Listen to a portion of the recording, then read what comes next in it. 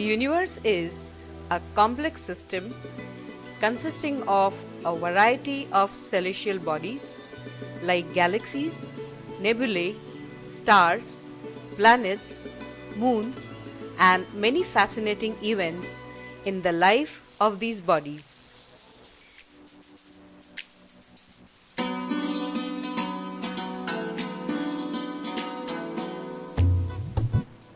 Sun is the most important member of the solar system, the star that dominates the system gravitationally.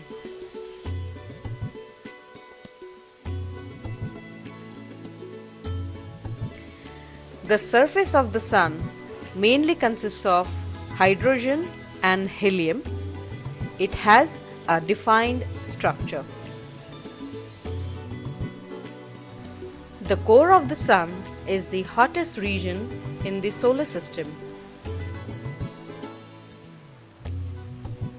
The radiative zone is the middle zone in the Sun's interior.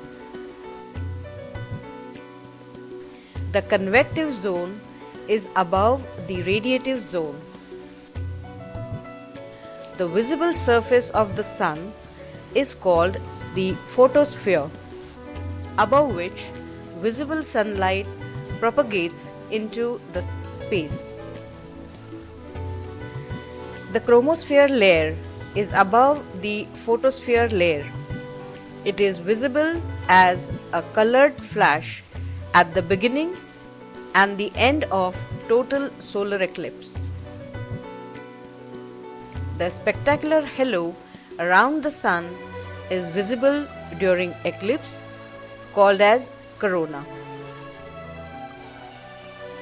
Our solar neighborhood is an exciting place. The solar system is full of planets, moons, asteroids, comets, minor planets, and many other objects. The 8 planets rotate around the Sun in elliptical orbits. So does our Mother Earth.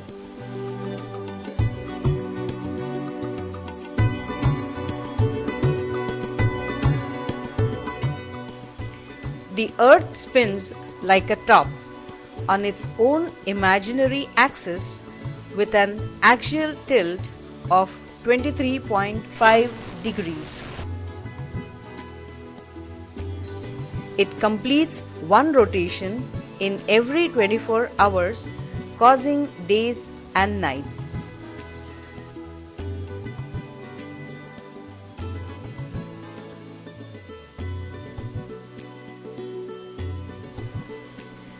The Earth revolves round the Sun in an elliptical orbit in a little over 365 days.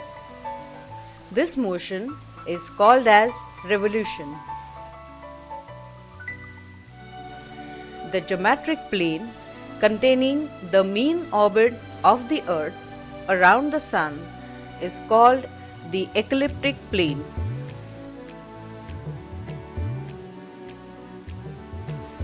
In its elliptical orbit, the Earth moves further away from the Sun and closer towards the Sun.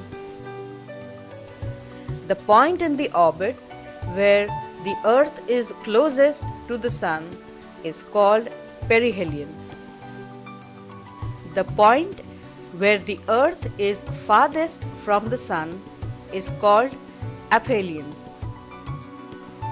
At aphelion, the Earth is around 152 million kilometers from the Sun, so the Sun appears smaller at aphelion. At perihelion, our planet is about 147 million kilometers from the Sun. At this point, the Sun appears to be bigger.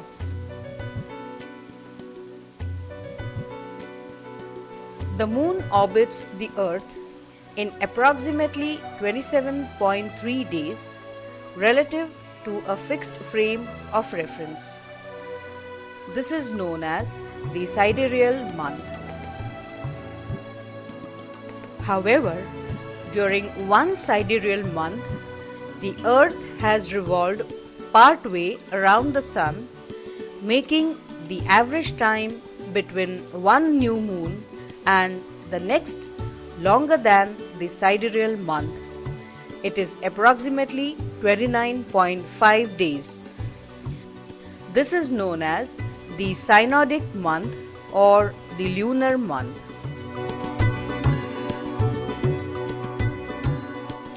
The orbit of the moon is distinctly elliptical. When the moon is closest to the Earth, it's said to be at perigee, and when farthest, at apogee.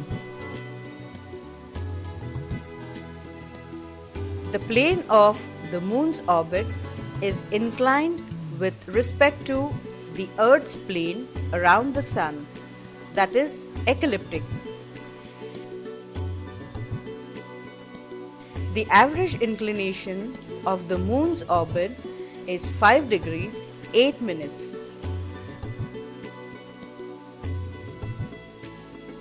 The junctions of these two orbital planes are called the moon's nodes.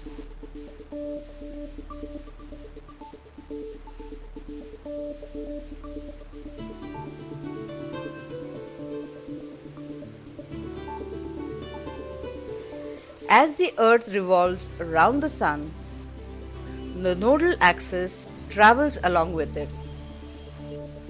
There are 2 times during the course of the year, approximately 6 months apart, when the nodal axis is aligned with the Sun.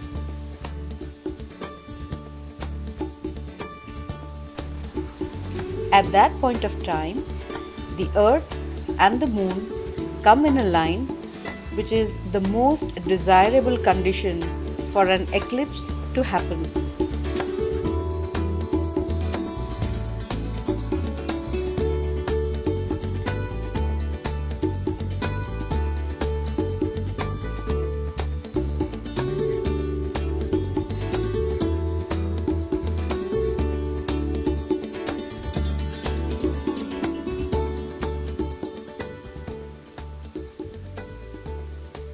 There are 2 basic types of eclipses, lunar and solar.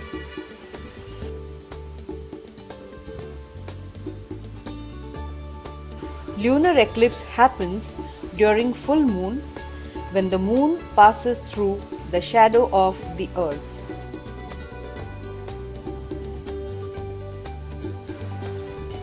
In this case, the Sun and the Moon are on opposite sides of the Earth. The dark shadow of the Earth is called as umbra, and lighter shadow is called as penumbra. The light from the Sun is partly blocked by the Earth in penumbra region. This makes the Moon a little dim in the appearance. However, the difference in brightness of the Moon is not very significant, so lunar eclipse in penumbra region may not even be noticed. When the Moon passes through the Earth's umbra, the Sun is completely blocked by the Earth. No direct light can reach the Moon from the Sun. An observer would see a total lunar eclipse in umbra region. The Earth's shadow is much larger than the Moon's disk, so it becomes possible for the whole Moon to be totally eclipsed for a longer period of time. However, the Earth's atmosphere refracts or bends light, which illuminates the Moon. Even during total lunar eclipse, the Moon is visible as a dark copper-red disk. The soothing beauty of a lunar eclipse pales in comparison with the breathtaking spectacle of a total solar eclipse. It occurs when the new moon passes directly between the sun and the earth. At least 2 and up to 5 solar eclipses can occur each year on the earth. The sun's distance from the earth is about 390 times the moon's distance, and the sun's diameter is about 400 times the moon's diameter. Because these ratios are approximately the same, the sun and the moon, as seen from Earth, appear to be approximately the same size, about 0.5 degree of arc in angular measure. That makes it possible for the moon to obscure the sun, causing eclipse.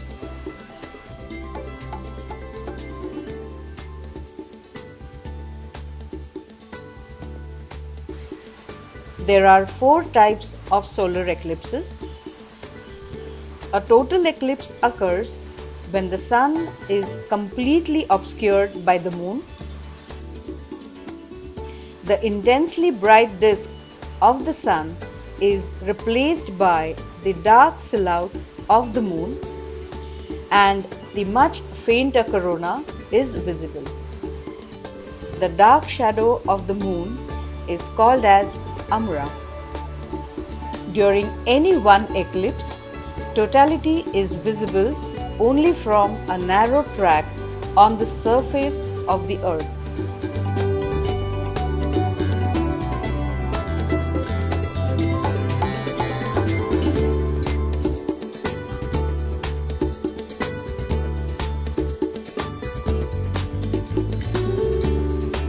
An annular eclipse occurs when the sun and moon are exactly in line, but the moon is at apogee, making its apparent size smaller than that of the sun. The disk of the moon isn't big enough to completely obscure the disk of the sun. When this happens, we have an annular eclipse with a visible ring of the sun still showing around the outer edge of the moon. The dark belt of this eclipse is called as antumbra. A partial eclipse occurs when the sun and moon are not exactly in line and the moon only partially obscures the sun. This phenomena can usually be seen from a larger part of the earth outside of the track of an annular or total eclipse. There can be a hybrid eclipse which combines total and annular eclipse. It occurs in exceptional circumstances.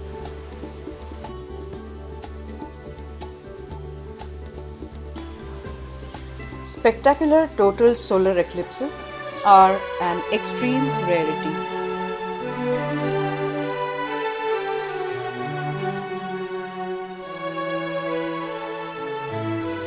When the moon shadow first touches solar disk, it is called the first contact.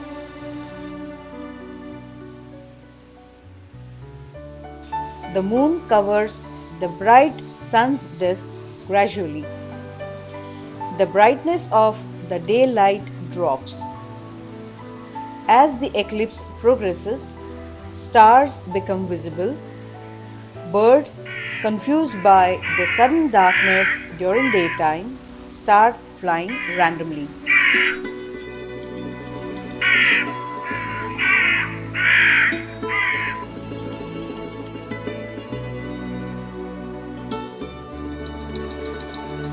Seconds before the sun is fully blocked by the moon's disk, brightness of daylight drops dramatically and a bright diamond ring appears. This is called as second contact. The sun's faint corona, the chromosphere, and possibly even a solar flare may be seen. When the visible part of the photosphere shrinks further, Baily's beads appear. These are caused by the sunlight still being able to reach the Earth through small lunar valleys. Totality then begins with the disk of the moon obscuring the entire disk of the sun. A spectacular halo forms around the black lunar disk. This is the sun's corona. Totality can never last more than 7 minutes 31 seconds and is usually much shorter. When the first bright light becomes visible and the moon is moving away from the sun, it is called the third contact.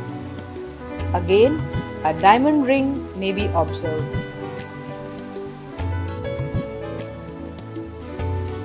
Total solar eclipses are rare events.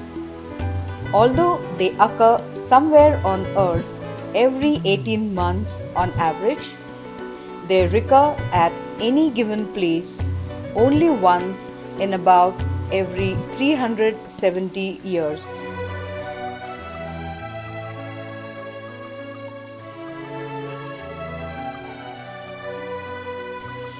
During a total or annular solar eclipse, the moon's umbra or antumbra moves rapidly from west to east across the Earth.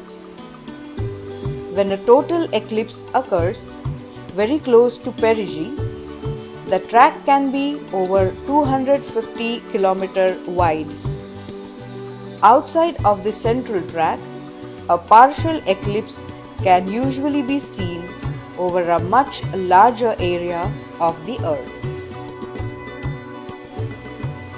During total solar eclipse on 22nd July 2009, the totality was seen from small belt of India passing from Gujarat to Bihar.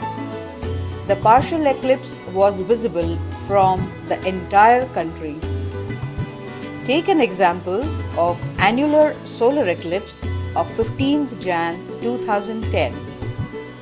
Annular belt, 300 km wide from Africa, passes through Indian Ocean, India, Sri Lanka, China, etc. Partial eclipse, visible from Eastern Europe, most of Africa, Asia and Indonesia.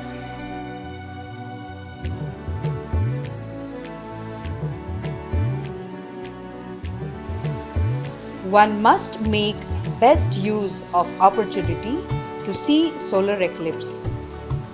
The radiation emitted from the sun during eclipse is not different than the radiation on any other day. The photosphere of the sun emits intense visible and invisible radiations. Looking directly at the bright disk of the sun, even for just a few seconds, can cause permanent damage to the retina of the eye. Viewing the sun during solar eclipses requires special eye protection. One must use solar filters which provide almost complete protection from ultraviolet and infrared spectrums and allow only one part of 100,000 parts of visible spectrum to transmit. Eclipse goggles made using such filters can be used to observe the sun directly. These filters use 2 layers of mylar film, both coated with sufficiently thick layer of vacuum deposited aluminum or silver. Remember, Only properly tested and certified solar filters should be used for direct viewing of the sun's disk. Never use any optical aid like binoculars, telescope, or any kind of camera to observe solar eclipse. If you are using one, then a specially designed solar filter should be firmly placed on the front of these optical aids before you focus them onto the sun. During solar eclipse, indirect observations can also be done. Solar eclipses are spectacular celestial wonders. If you have an opportunity to observe a solar eclipse, don't miss it.